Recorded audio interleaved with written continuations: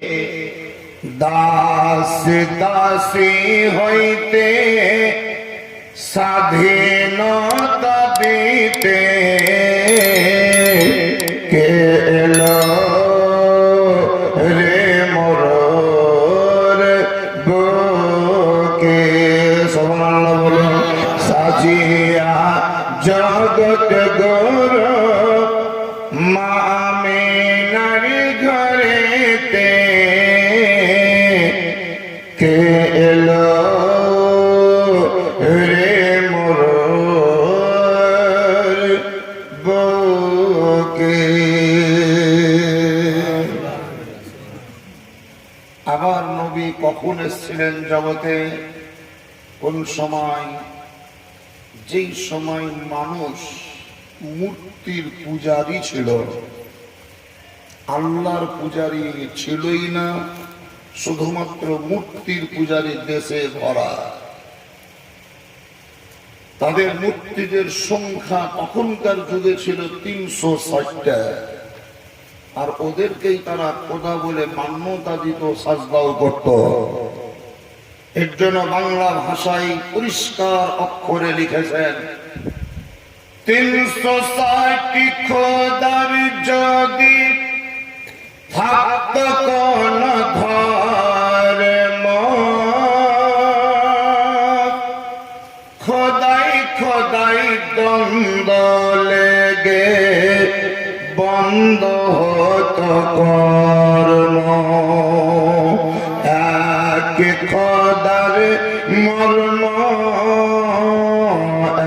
এক খোদার মর্ম মানুষকে বোঝাতে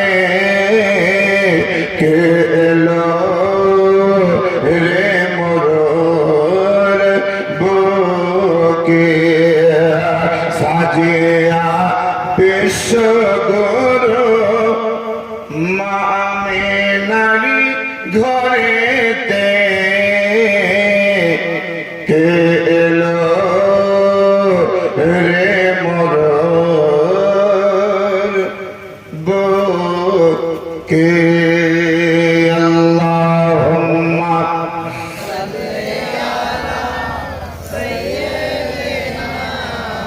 মাওলানা মুহাম্মদ ওয়া আলা সাইয়্যিদিনা মাওলানা মুহাম্মদ। জোরে জোরে পড়ুন, সাল্লাল্লাহু আলা মুহাম্মাদিন সাল্লাল্লাহু মুহাম্মদ। হরদম से निकालो पाक नामी मोहम्मद। हरदम ज़बान से निकालो शफीआना मोहम्मद সাল্লাল্লাহু তাআলা আলাইহি ওয়াসাল্লাম। বাবাজিরা, আমি তেমন কোনো কথা বলবো না যেন আপনারা বুঝতে না পারেন। একটা একটা করে সরল ভাবে, সরল বাংলায়, খুব ক্রিটিক্যাল বাংলায় যাব না। কুচ্ছটিকা বানান করার মতন বানান বলবো না, ঝঞ্ঝাট বানান করার মতন কোন ল্যাঙ্গুয়েজ বলবো না। ধীরে ধীরে একটা একটা করে সরল ভাষায় সরল মনে বলবো। একটু আগে বুঝালাম ইট পরে ফর্মা আগে। এটা অল্প কথাই বুঝে নেন যে সমগ্র জগৎটাই হলো পরে, আর ফর্মা হিসাবে আমাদের আপনাদের নবী মুস্তাফা আগে। যেই নবী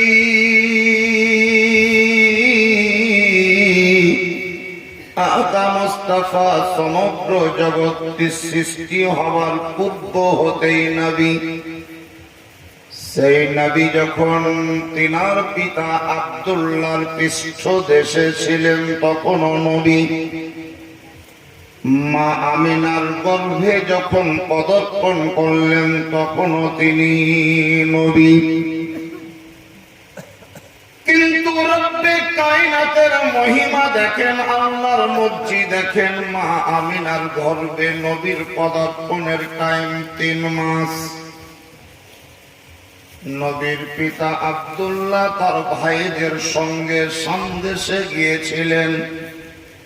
আসার পথে মদিনাতুল মুনাওয়ারার ক্লোজ এলাকা, জায়গাটির নাম হলো আবুহা। সেই জায়গাতেই হযরতে আব্দুল্লাহর ইন্তেকাল হলো। মা আমিনা গর্ভে সন্তান নিয়ে বিধবা হলেন, দেওয়া হলেন। আর চিরতরের জন্য আমার নবী মুস্তাফা বাবাহারা হলেন। আমাদের নবী মুস্তাফার পিতা যিনি, তার সঙ্গে বাপের দেখা হলো না, তার সঙ্গে নবীর মোলাকাত হলো না, নবীর সঙ্গে বাপের সাক্ষাৎ হলো না, বাপের চেহারা কেমন নবী দেখতে পেলেন না। সন্তানের রূপটা কেমন এটা তার পিতা আব্দুল্লাহর দৃষ্টিগোচর হয়নি। আল্লাহর যে কি মহিমা! নবী মুস্তাফা পৃথিবীতে পদার্পণ করলেন, নবী মুস্তাফা জগতের বুকে এলেন। মাত্র 6 মাস বছর নয়, মাত্র 6 বছর বয়স যখন নবীর, তখন তার জননী হযরতে মা আমিনার আবার ইন্তেকাল হলো। আব্দুল্লাহ মারা গিয়েছেন আগে, নবীর জননী মা আমিনার ইন্তেকাল হলো নবীর 6 বছর বয়সে। দেখাশোনার দায়িত্ব যিনি পালন করছিলেন তিনি তার দাদা আব্দুল মুত্তালিব। ওনার বয়স হলো 120 বছর, আর নবীর বয়স হলো শুধুমাত্র 8 বছর। সেই সময়কালে আব্দুল মুত্তালিব জগৎ ছেড়ে চলে গেলেন। এক কথাই নবীর মাথার উপরে যে ছায়া বলে জিনিস ছিল সেটাও উঠে গেল। তাই দায়িত্ব পালন করার মতো আর কেউ নেই। শুধুমাত্র একজন লোক দণ্ডায়মান হলেন। আব্দুল মুত্তালিবের কথা মোতাবিক আমার নবীকে নিয়ে চলাফেরা করার, নবীকে খাওয়া দাওয়া করার, নবী মুস্তাফার ভরণ পোষণের, নবী মুস্তাফার জামা কাপড়ের সমস্ত রকমের দায়িত্ব পালন করার জন্য যিনি অঙ্গীকার করেছিলেন তিনি হলেন আমার নবীর চাচা, নাম হলো হযরতে আবু তালিব। কি নাম বললাম? আবু তালিব। এটা ধ্যান দিয়ে বুঝবেন। আবু তালিবের কাছে আমার নবী, আমি আগেই বললাম যে সমগ্র জগৎ সৃষ্টি হওয়ার আগে থেকেই নবী। 6 বছর বয়সে তিনি তার মাকে বলেননি যে আমি আল্লাহর নবী। 8 বছর বয়স হওয়ার পরেও নবী তার দাদা আব্দুল মুত্তালিবকে বলেননি যে আমি আল্লাহর নবী। 10 বছর বয়স হয়ে গেল, তিনি তার চাচা আবু তালিবের কাছে একদিনও ভুল করেও ব্যক্ত করেননি যে আমি নবী। হাওরের কাছে নবী নিজের তরফ থেকে ব্যক্ত করলেন না আমি নবী। কিন্তু গোটা দুনিয়া ইঙ্গিতে, ইশারাতে, ভাবে, ভঙ্গিতে মানুষ বুঝতে না পারলেও আসমানের চন্দ্র সূর্য, জঙ্গলের গাছপালা, হিংস্র জন্তুরা, তরুলতা, মরুভূমি, গাছপালা, সমুদ্র, খালবিল সমস্ত কিছুরাই বুঝে নিয়েছিল যে ইনি হচ্ছেন আল্লাহর নবী। সেই নবী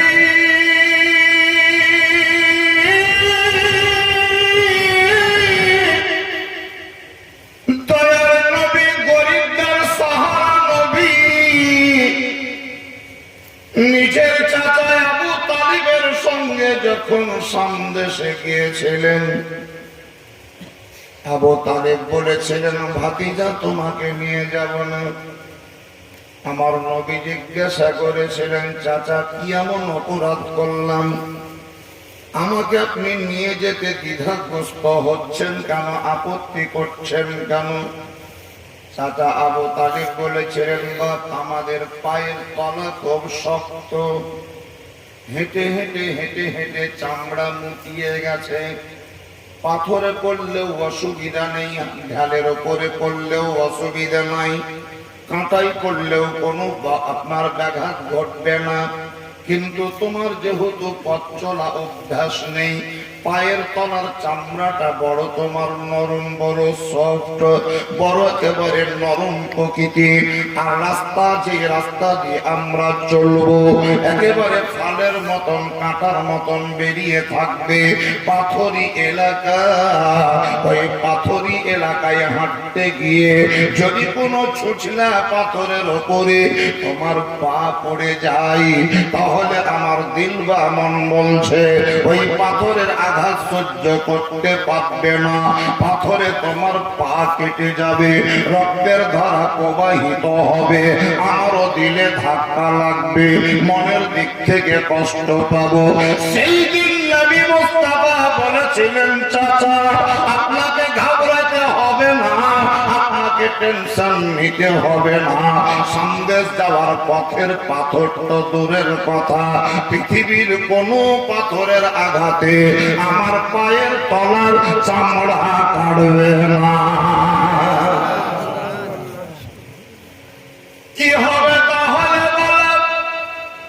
নবী মুস্তাফা বলেছিলেন, যখনই আমি পাথরের উপরে পা চাপাবো, আল্লাহর হুকুমে সেই পাথর পাথর রূপে থাকবে না, বরং তুলোর মতন নরম হয়ে যাবে।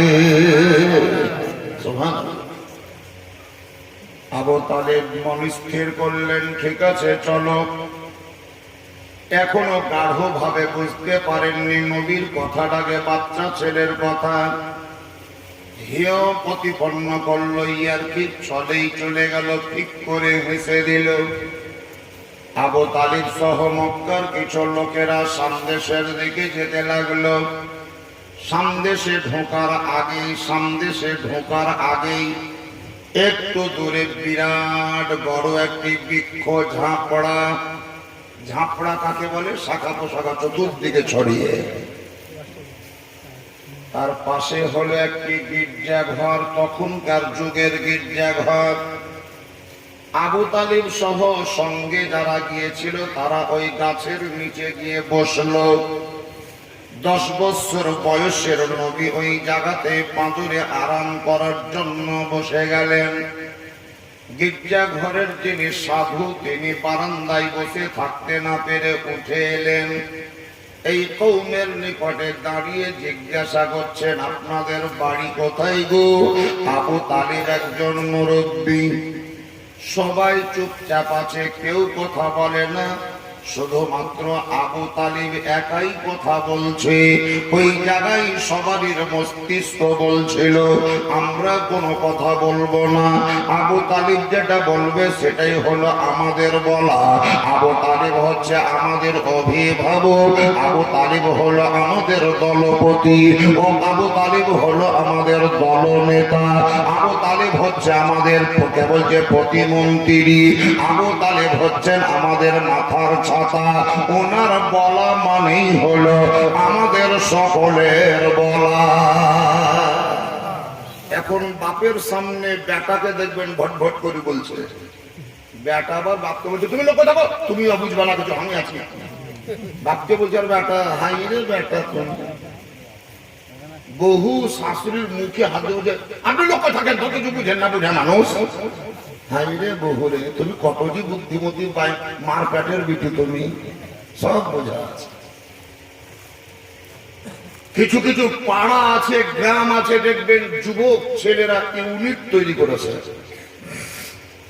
ইয়াং জেনারেশন, যাদের দেহে বা যাদের শরীরে ইয়াং ব্লাড বিরাজ করছে, একদম হিট ব্লাড, গরম রক্ত। তারা ইনার মতন, ওনার মতন ওল্ড ম্যান, বয়োজ্যেষ্ঠ যারা, মুরব্বী যারা, এদেরকে নেগলেক্ট করে একদম ডাক্তার বলছে ওরে মুরব্বীদের দ্বারাই কিছু হবে না, আমরাই চ মুরব্বীরা বাদ। আফসোস করে আমাদের চাচা দাদু বাপ জিনারা তিনারা বলছে আমাদের আর কোনো মূল্য নাই, ওরাই করছে চাংড়া চুল্লুর ব্যাপার, যা করবে তারা বুঝিয়ে লেগা।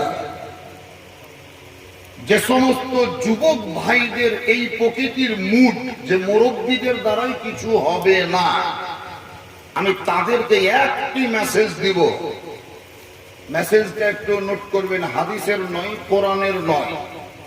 এটা আমার হাত, এই হাতে 5টা আঙুল, এই আঙুলটাকে বলে কনিষ্ঠ বাংলায়। আরবি তো আমি নাম জানি, ইংরেজিতেও জানি এটাকে কি আঙুল বলে, তো বাংলায় এর নাম হলো কনিষ্ঠ। আর এই আঙুলটাকে বলা হয় অনামিকা, এই আঙুলটাকে বলে মধ্যমা, এই আঙুলটাকে বলে তর্জনী, আর এটাকে বাংলায় স্ট্যান্ডার্ড বাংলায় বলে বৃদ্ধাঙ্গুলি। বৃদ্ধাঙ্গুলি আর ওটাকে ভেঙি চুরি আমরা টেढ़ा করি করলে বুড়ে আঙুল নাকি, বুঝলেন? বৃদ্ধাঙ্গুলি মানে বুড়ে আঙুল, তার মানে 4টা হলো জুয়ান আর এটা হলো বুড়ে। এই জুয়ানের দল, ইয়াং জেনারেশন, তোমরা লক্ষ্য করো, খেয়াল করো, হাতে 5টা আঙুল, তার মধ্যে 4টি জুয়ান, একটা বুড়া।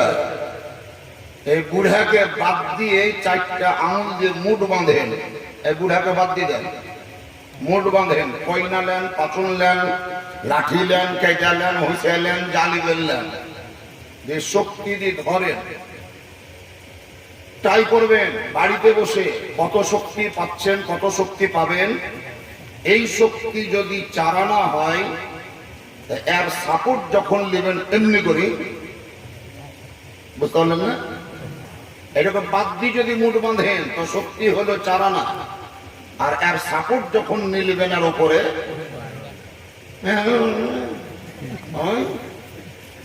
তখন মনে হবে যে পাথরে কিল মারলে ফাটিয়ে দিবে। বোঝা গেল জুয়ান তোমাদেরকে ছেড়ে সমাজ গঠন হবে না, এটা ঠিক, কিন্তু বুড়ার সাপোর্ট ছাড়া তোমরাও শক্তিশালী হতে পারবে না, এটাও ঠিক। অতএব খবরদার, বুড়াদেরকে তোমরা নেগলেক্ট করিও না, পিছনে ফেলে দিও না। ফিল্ডে তোমরাই কাজ করো, কিন্তু মুরব্বীদের সাপোর্ট নিয়ে করো।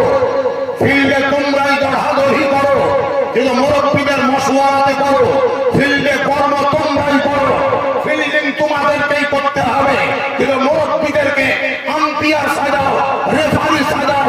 মুরব্বীকে প্রাধান্য দিয়ে যেই সমাজ এগিয়ে দিয়েছে তারাই কামিয়াব হয়েছে, আর মুরব্বীদেরকে যারা পিছনে ফেলে বাহাদুরি করেছে ওরাই ধ্বংসের পথে চলে গিয়েছে। বা কত সস্তা লয়। আবু তালিব কথা বলছেন, জুয়ান ছেলেরা সব নীরব, কেউ বলে না, সব নীরব। কেন বলে না? যে ইনি আমাদের অভিভাবক, ইনি আমাদের অধিনায়ক, ইনি আমাদের ক্যাপ্টেন, ইনি আমাদের সুবহানাল্লাহ সুপার ভাইজান। ইনার বলা মানেই হলো আমাদের বলা। ধ্যান দেন দেখে। জিজ্ঞাসা করছে সেই গির্জা ঘর থেকে আসা মন্দিরের সাধু, আপনাদের বাড়ি কোথায়? আবু তালেব বললেন আমাদের বাড়ি হলো মক্কায়। কোন বংশের লোক আপনারা? তিনি বললেন আমাদের বংশ পরিচয় হলো কুরাইশ। কি বংশ বললাম? কুরাইশ। আপনাদের এই মধুরাতে বোধহয় মোল্লা বংশ আছে, মন্ডলও আছে, নাই? মল্লিক আছে না? নাই, মল্লিক আছে। আচ্ছা, মল্লিক মুসলমানের টাইটেল না হিন্দুদের? হ্যাঁ, মল্লিক এই টাইটেলটা মুসলমানের না হিন্দু? যদি বলেন মুসলমানের, তাহলে রঞ্জিত মল্লিককে নাকি? মন্ডল টাইটেলটা মুসলমানের না হিন্দুর? আপনি যদি বলেন মুসলমানের, তাহলে অধীর রঞ্জন নয় আপনার কি একটা কেশব মন্ডল। একজনকে জিজ্ঞাসা করেছিলাম আমি, মালদহ ডিস্ট্রিক্টে জালসাই গিয়ে, হাই গো চৌধুরী এটা কার টাইটেল, মুসলমানের না হিন্দুর? ওইটা মুসলমানের। কি করে বুঝলা? গনি খান চৌধুরী মুসলমান। একটু দেখলা দেখি মুসলমান বলছে, আর বহরমপুর চলো অধীর চৌধুরী। ঠিকই তো, আমি তো দিকে খেয়ালি করি আনি, তাহলে কাহার বলতে পারবো না। এতক্ষণ বলছিল যে আমাদের মানে মুসলমান, যখন দলিল দিয়ে দিলাম তখন বলছে কাহার বলতে পারবো না, যার হবে হোক। তো মূল্যিক টাইটেল কার আপনি বলতে পারবেন না, বিশ্বাস টাইটেল কার বলতে পারবেন না, মন্ডল টাইটেল কার বলতে পারবেন না। মোল্লা, মাইতি, মল্লিক, ভুইয়া, মাঝি সব মুসলমানদের মধ্যে আছে। হুগলি মেদিনীপুর সাইডে যদি যান, তাহলে এমন এমন টাইটেল মুসলমানদের পাবেন, যার টাইটেল শুনি মনে হবে যেন মুসলমানই নয়।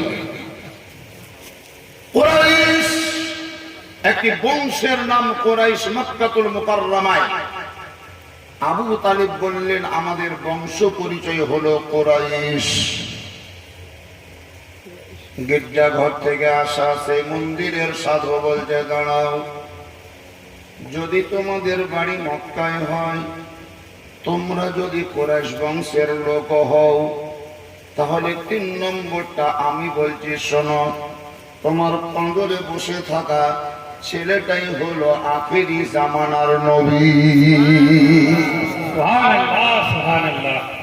আবু তালেব চোখ খাড়ো করে দিল। সাইডে যারা তারা ছিল তারা আশ্চর্যিত হলো, আমরা তো কোনোদিন শুনিনি, আমরা তো কোনোদিন কাউরের কাছ থেকে জানতে পারিনি। আবু তালিবের নিকটেও বিষয়টি ব্যক্ত হয়নি।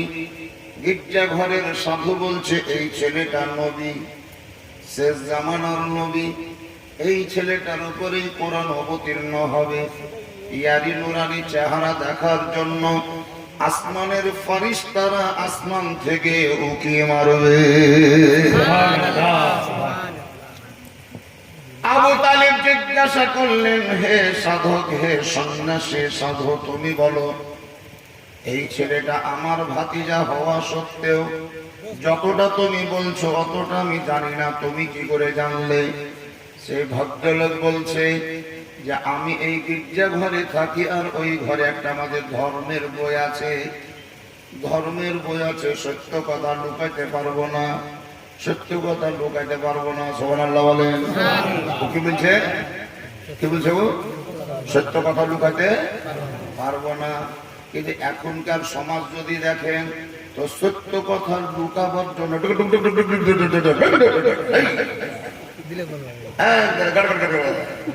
সত্য কথা লুকাবার পদ্ধতি এটা, সত্য কথা লুকাবার পথ এটা, প্রসেস এটা, সিস্টেম এটা।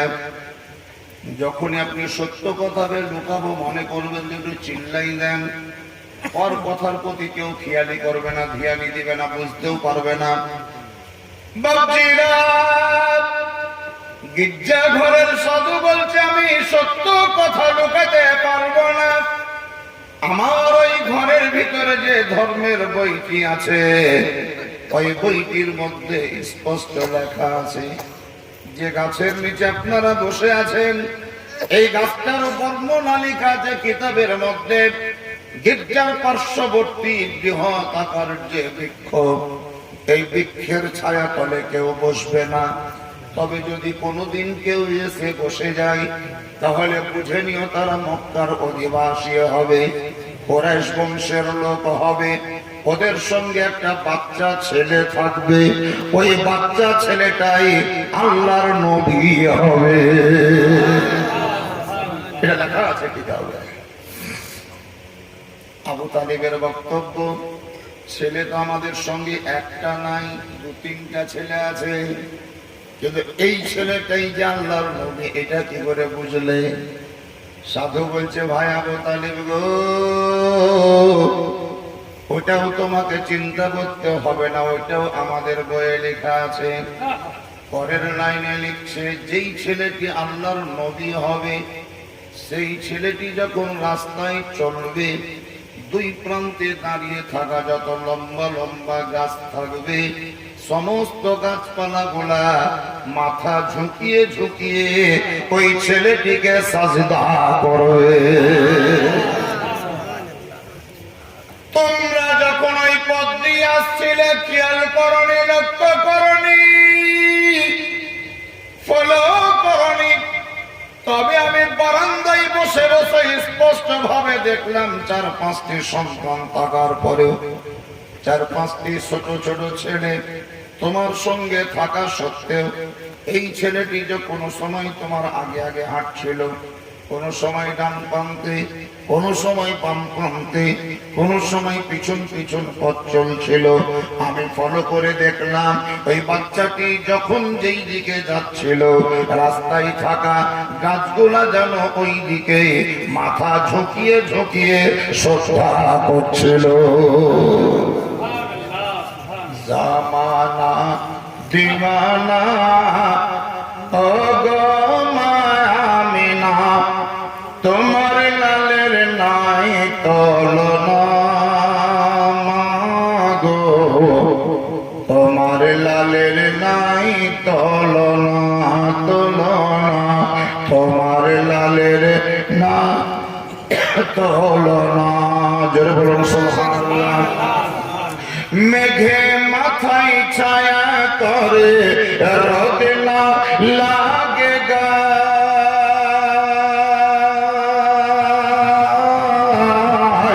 গরম বালি পায়ের নিচে শীতল হয়ে যায়, মাগো শীতল হয়ে যায়। নোরানে বদনে হাওয়া চলে সংসনে, নোরানে বদনে হাওয়া চলে সংসনে, খেজুর পাতায় হেলায় সব ডানা মাগো, তোমার লালের নাই তুলনা তুলনা, তোমার লালের নাই তুলনা। যদি আপনাদের অসুবিধা না থাকে দলিল বানাবার জন্য, রেফারেন্স তৈরি করার জন্য নিজের নিজের হাতকে উপর দিকে উঠিয়ে বলুন ইয়া রাসূলুল্লাহ, হাত উঠিয়ে বলুন ইয়া রাসূলুল্লাহ, হাতকে একবার হিলিয়ে দেন, লব্বাইক লব্বাইক ইয়া রাসূলুল্লাহ, লব্বাইক ইয়া রাসূলুল্লাহ, লব্বাইক লব্বাইক ইয়া রাসূলুল্লাহ।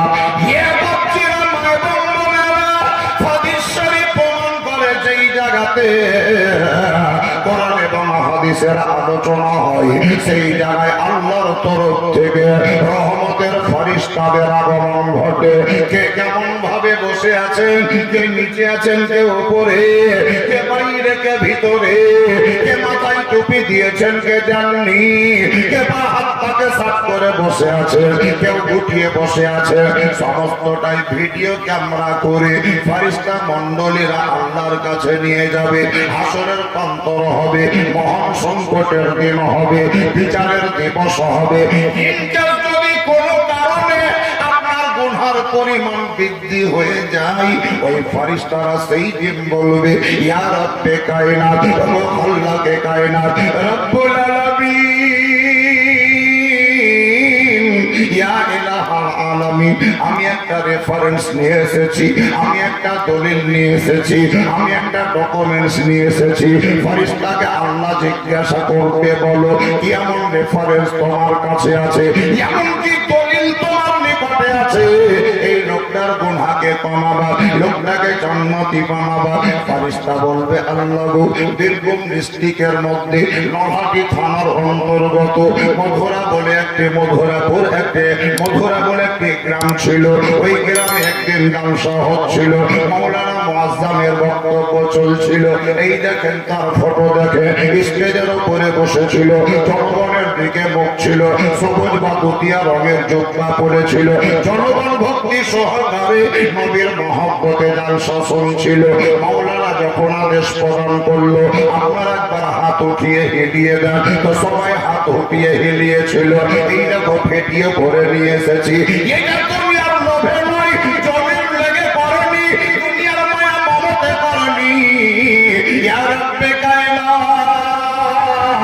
দিকে হাত হেলিয়েছে, হাতটা উঠিয়েছে, এটা শুধু তোমার নবীর মহব্বতে উঠিয়েছে।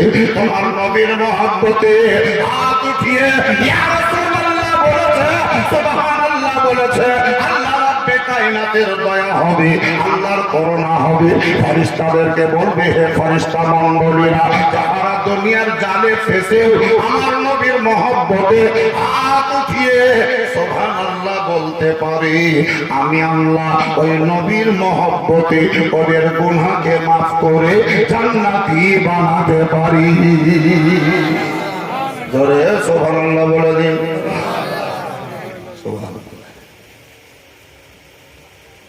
মেঘে মাথায় ছায়া করে রোদ না লাগে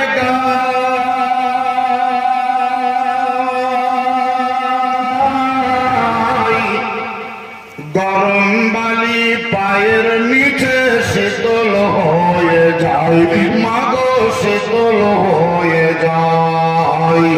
নোরানি বদলে হাওয়া চলে সংসনে, নোরানি বদলে হাওয়া চলে সংসনে। খেজুর পাতায় হিলাই সব ডালা, মাগো তোমার লালের নাই তুলনা।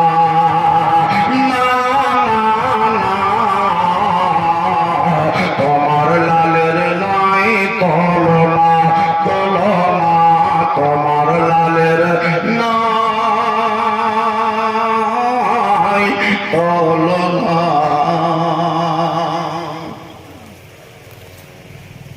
বাচ্চা নবী সেই সময়কার কথা, শিশু নবী শুয়ে শুয়ে আকাশে তাকায়,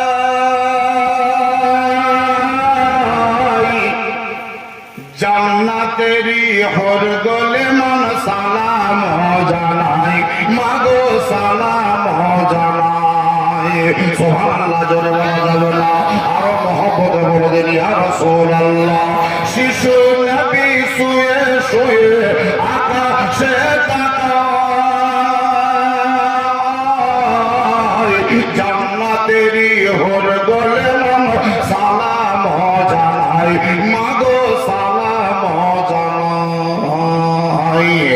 আদব সহকারে মুস্তাফাকে ঘিরে, আদব সহকারে মোর নবীকে ঘিরে ফেরেশতারা দাই দলনা, মাগো তোমার লালের নাই তুলনা, তুলনা তোমার লালের নাই তুলনা।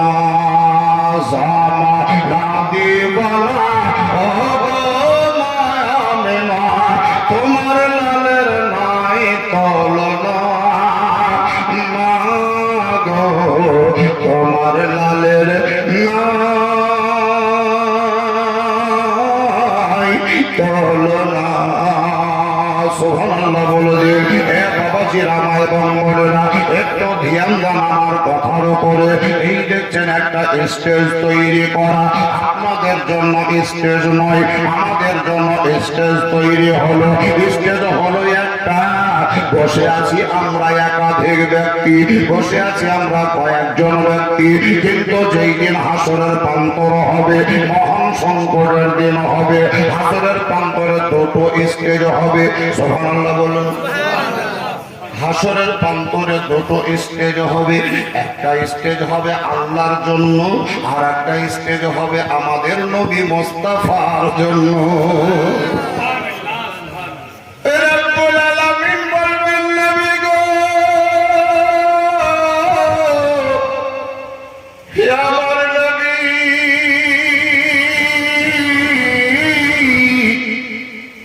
দুনিয়াতে তোমাকে কে চিনতে পেরেছে, কেউ পারেনি।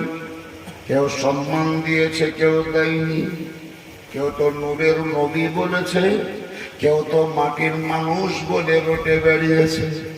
কেউ বলেছে গায়েব বলতে পারে, কেউ বলেছে গায়েব বলতে পারে না, কেউ বলেছে হাজির হতে পারে, কেউ বলেছে হাজির হতে পারে না, কেউ বলেছে নবী ইন্তেকাল করার পরে কবরের ভিতরে জিন্দা আছে, কেউ বলেছে মরে মাটিতে মিশে গিয়েছে।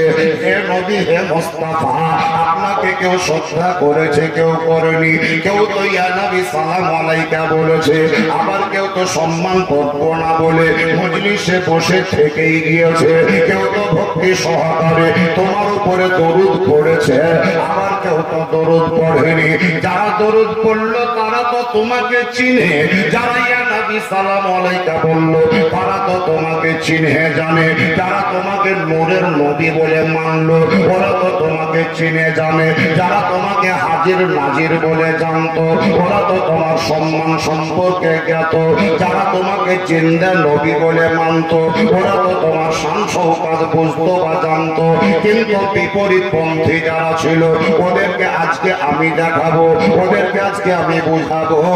হে মদিনার লোকেরা, হে তাইফের লোকেরা, ও মক্কার লোকেরা, ও মথুরার লোকেরা, তোমরা যারা নবীকে নিজের মতো ভাবতে, তোমরা যারা নবীকে মানুষের মতো ভাবতে, তোমরা যারা নবীকে মরে গিয়েছে বলে জানতে, আজকে তোমরা তাকিয়ে দেখো, তাকিয়ে দেখো কোটি কোটি লোকের সমাগমে আমার নবী মুস্তাফার সম্মান কত, আমার নবীর ইজ্জত কত, আমার নবীর মান মর্যাদা কত।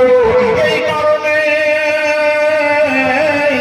আল্লাহর স্টেজ হবে একটা, আমার নবীর সম্মানকে প্রকাশ করার জন্য নবীর স্টেজ হবে একটা।